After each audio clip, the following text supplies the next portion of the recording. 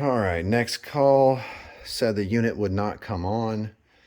Split system, go down in the basement, water filling up the pan, cutting off the power. So we've got a drain issue.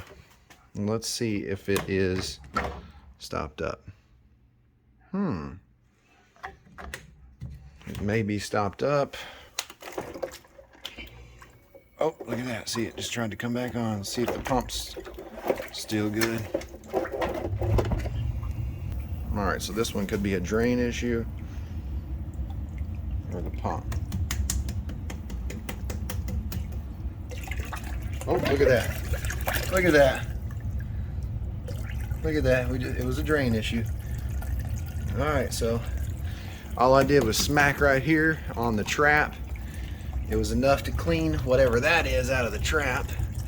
Now it's draining again. I will just empty the pan and put this pipe back in the condensate pump, and we'll be good to go. If you don't know the best way to empty out a drain pan, check out my videos on my playlist, HVAC Tips for Technicians. I've got a video on how I empty out the drain pan. Drain problems are super common because it's maintenance that's often neglected.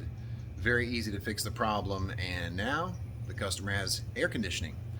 Anytime your thermostat's blank, it could be that your pan's full of water and that's cutting the power off to the thermostat, but it depends on how the installer or the technician who wired up the low voltage wiring wired up that float switch, okay? Because that is a float switch that's in that pan. That's a safety switch. So that if you have a basement that's fully finished and it's got flooring, that you don't ruin the flooring. Or if it's in a ceiling, then the water doesn't pour out of the pan in through the ceiling, so that you don't ruin your ceiling. All right, we got heat and air. Let's go to the next one. Awesome, it's working and got most of the water out of the pan. The rest of that will evaporate.